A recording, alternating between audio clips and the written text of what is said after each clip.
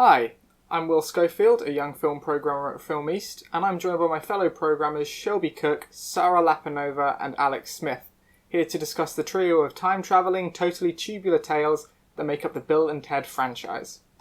That's Bill and Ted's Excellent Adventure, Bill and Ted's Bogus Journey, and Bill and Ted Face the Music. This segment is part of Film East, a Norwich-based young film programmers group supported by Reel Connections and Film Hub South East. The Bill and Ted franchise is a trio of films written by Chris Matheson and Ed Solomon, set around lovable high school losers Bill and Ted, played by Alex Winter and Keanu Reeves. The pair struggle in life, love, and the knowledge that their abysmal rock band is destined to unite the universe in peace and harmony sometime in the distant future. The third film was released last year in 2020, marking an almost 30-year gap since the release of its predecessor. Because of this, we thought it would be interesting to discuss the various changes that have appeared within that hiatus. So, what did you guys think of the films? Like in general? I found them endearing. I don't think I would have watched them had you not suggested them for one of these recordings. And I really didn't realize how much of like a cult following was behind these films. I've never heard of them in my life. I had no idea what you were on about. Who's Bill and Ted? I don't know. But I found them really, I especially loved the second one. I don't know what it was about the second one, but it was just so endearing. And they were just really sweet in the second one and like massive himbos. It's just really great. And, you know, they're like fun like movies to watch. And I can see why they're like cult classics and why a lot of people have nostalgic feelings around them. Yeah, I kind of feel the same. So I've never heard of them before either. And it's definitely not something that I would have chosen to watch myself. But yeah, I think although I've never seen them before, they did have that kind of nostalgic feeling to them. I guess it's just because of like when they were filmed and the kind of effects they use and the kind of focus on friendship and focus on like really bad what do you call it, CGI. And I like how they kept that in the third one as well, because obviously the third one was made a lot more recently, but they kept the same kind of bad effects in that, and I think that was quite cute, just that they stuck with that vibe. Well, I watched them for the first time when I was quite young. My dad showed it to me and my sister quite a lot, so I've got a lot of nostalgia wrapped up in them. And when you suggested them, I hadn't seen them in a few years, and it was quite exciting because I was like, oh yeah, I get to go and watch Bill and Ted. Like, it's been so long, and it was really exciting and cute and nice and relaxing. And it was a lovely evening, honestly. It was just, they're good films, they're easy to watch, and they're just nice, yeah. That's very reassuring to hear, because I have shown them to a lot of friends and I've gotten very mixed reactions from people before. It's like they're very much not for everyone, and I usually get like you said, Shelby, how the second one was your favorite one. Everyone seems to have a different kind of favorite one, but I think endearing and nostalgic, the kind of words that you guys said, are the perfect terms to kind of, in my opinion, just cover them. Do you think that they, in particular the first two, have aged well? You know, I was thinking about this. I mean, the first one I didn't really see any issues with. The first one to me felt like those, I don't know if maybe this is just like an American thing, but like those really bad like educational videos that you had to watch in school when like the teacher would wheel in the TV and they would put the VHS in and be like these terrible like cringy like educational videos, and that's what it reminded me of, because it is like kind of like an educational movie, like it teaches you about history. And so like that one I think felt perfectly fine, and it's in its own little bubble, because it kind of reminds you of that, like, oh, when you're in school and you watch these educational videos, and it really felt like an 80s movie. And I, you know, it feel like it captured that sort of like, it captured a moment in time, but it's still sort of like universal enough that it's still relevant. Like it still is interesting enough to watch in, you know, 2021. The second one, I think, particularly with the bad Bill and Ted, I had some issues with, you know, but it was meant to be that way because they were the bad versions of them. But I also think that having those bad versions of them that were kind of quite rude to the women and kind of a little creepy, made the real Bill and Ted just more endearing and just made you like them more. Yeah, I agree with that. I think there was one specific line that was around sexuality, and that really, when I heard that, it really took me out of the film, and I was like, oh no, so with the women, I agree with Shelby. I think that was very much like, it's not something that I enjoy to watch, but I don't think it was reflective of the film or the filmmakers' views. It was just to show those characters as really bad.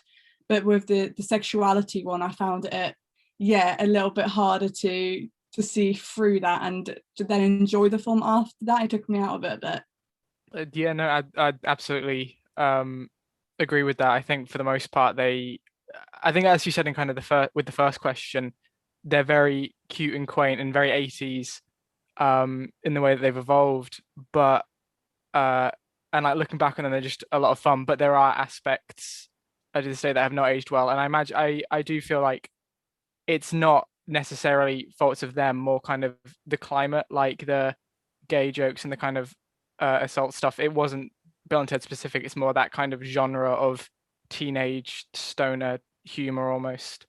Yeah, I think that was the issue with it. I think when that line was said, it was supposed to be funny. Yeah. Which was kind of the issue with it there. It wasn't something that the film was reflecting on. It was kind of used as a humor device, which I didn't really gel with it. Oh, absolutely, yeah. Kind of talking about the stuff that may not have aged particularly well. Both the first and third films revolve around the characters gathering notable figures from history. Did you have any thoughts about the specific figures that were chosen in either? I didn't really think about it until I saw you put this question in, and I was like, definitely the third one is a lot more diverse. The first one very much conforms to that, the white man writes history, and it's majority of, Western white, quote unquote, geniuses from history. They do throw Joan of Arc in there, so they do put a woman in there. But they also, they have Genghis Khan, who is a bit, not, represented as not a very particularly being the only sort of minority type of character. He's not represented in the best way. But then obviously in the third film, with Jimi Hendrix and Louis Armstrong, who are really influential Black musicians and part of Black history and are really big milestones within cultural psyche of minorities and Blackness. And then also putting Ling Loon, is that how to say your name? I think so. The woman that plays the flute. But yeah, including those sort of more diverse characters is so much more important, because history, obviously from a Western perspective, history is written by white men, but all of the world isn't made up of white men. So how can you just say history is just these white figures? Yeah, I think that, as you said, with the third having better representation as well. And I think having the Bill and Ted kind of realised that, although it's very cheesy, kind of reminds me of Cast 3 as well, when Lightning McQueen is just like, it's my time is done, and I need to give this over to the younger generation and to the female generation as well. So I quite like that they've done that, although it was corny, but I could appreciate the message of the old white men kind of stepping down and being like, okay, we just need to support our daughters and support the women. I think these films work for corniness, though. Like they're built for it. Like it's not surprising when it is, and it's part of the endearing quality. So they know what they can do when they go with it, and that's just being cheesy and a bit, that's interesting and weird, but they can get away with it. I think one thing that is quite interesting is with, as you said, with Ling Loon. I think, now I could be completely wrong about this, but I think like they are kind of a mythical figure in Chinese history, and typically they're kind of depicted as a man.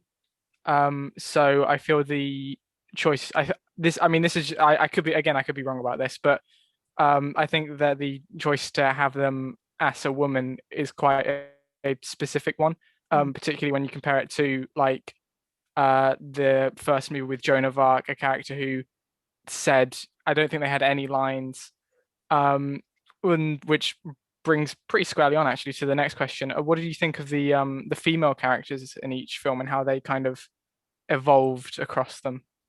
I was so surprised when the Bill and Ted babies became daughters, because obviously the end of the second film, they introduced the babies and they just call them, oh, this is little Bill and this is little Ted.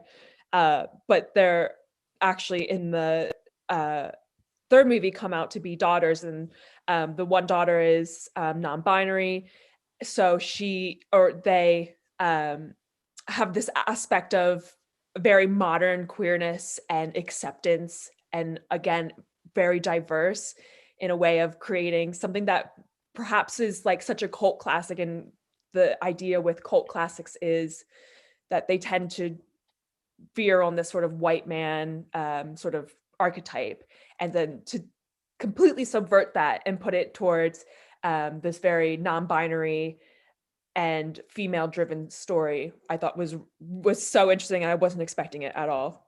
I totally agree with all that. I was very excited when when Samara Weaving came out, because I saw him Ready or Not, and I loved that movie. But yeah, the choice, because I think it is very heavily implied well, it's not even implied, but at the end of the first one, when you see them as babies introduced as Little Bill and Little Ted, my brain instantly went to, oh, these are like a pair of little boys. And then when like 10 years later, when I watched the third one and they said they were daughters, it made perfect sense, but it was just something I'd never really considered before. I think that's really just an interesting how they did that. I also like to, oh, sorry.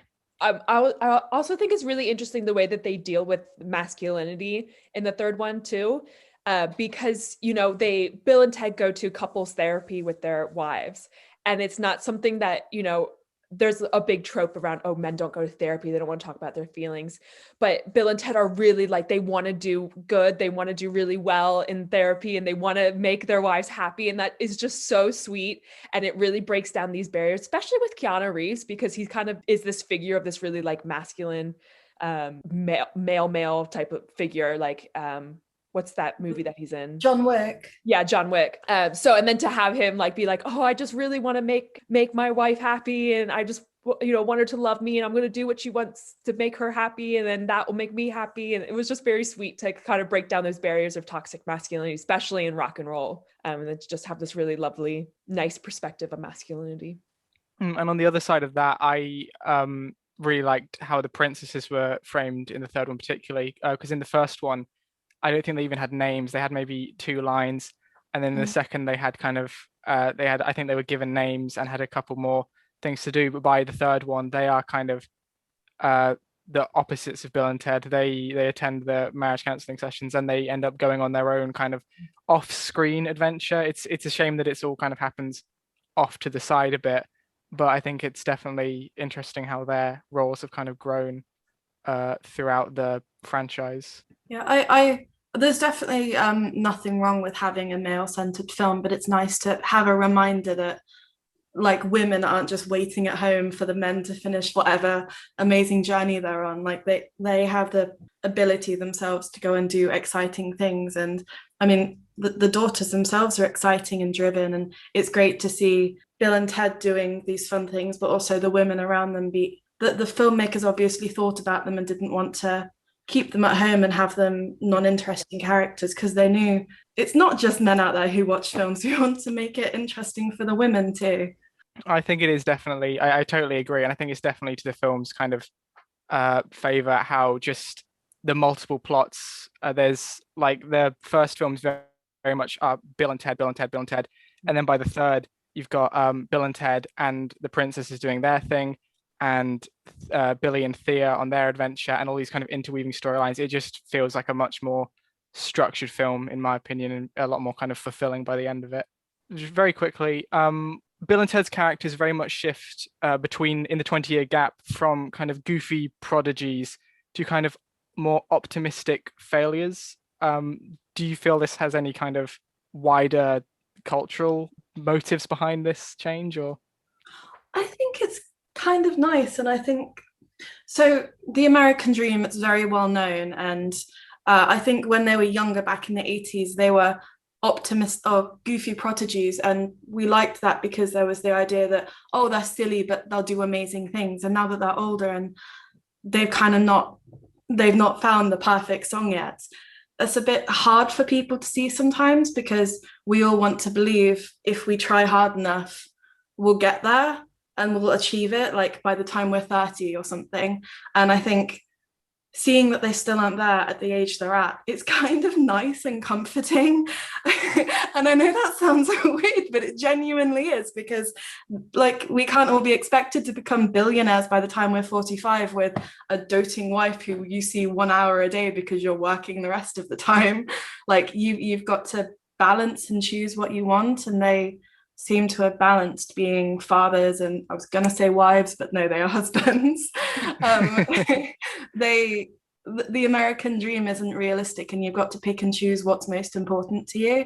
And excuse me if I'm wrong, Shelby, but to me it seems from what I've seen in films and TV that America kind of wants you to have the best of both worlds, when for some people they can achieve that and it's great for them, but realistically you've got to give up something to have something else.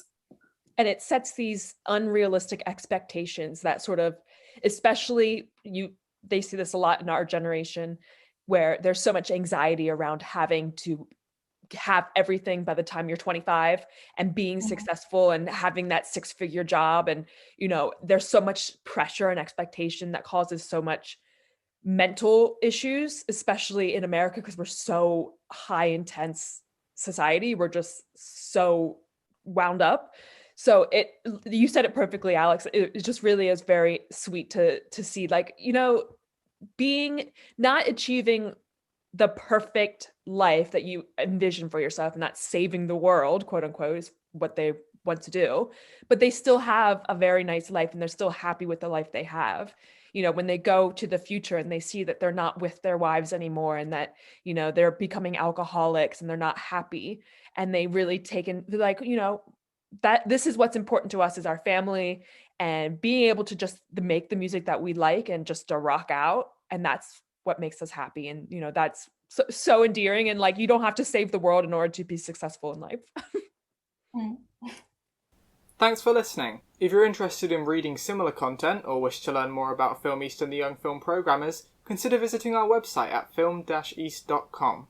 Or, if you want to try your hand at contributing to our film and television blog, visit film-east.com/submissions for more information. You can follow us on any of our social media at film_east. Again, we're Film East, a Norwich-based young film programming group supported by Reel Connections and part of Film Hub South East and the BFI Fan Network.